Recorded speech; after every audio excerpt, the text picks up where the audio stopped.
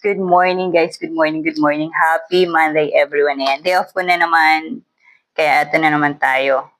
Alipin ng salapi. Ayan. Ayan yung paninda ko ngayon. Nakakombo na siya. Cheese stick tsaka fries. Guys, nakalagay naman siya sa ganito guys. Nakalagay siya sa ganito. Ayan. Nakakombo na siya. Ayan yung racket ko ngayong araw na to. After ko mag-jogging, kagabi pa lang binalot ko na yung cheese stick ko guys. Ayan. Binalot ko na yan kagabi. Tapos, kaninang madaling araw, nag-jogging ako. Kaya medyo hindi ako masyado nakapag-upload ngayon. Ayan, busy si Inday.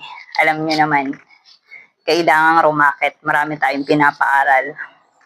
Mahirap magpaaral. Ayan, kain tayo. Ako naman muna ang kakain habang wala akong order.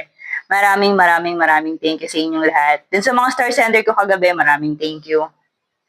Sa tulong nyo, alam nyo, malapit na ako.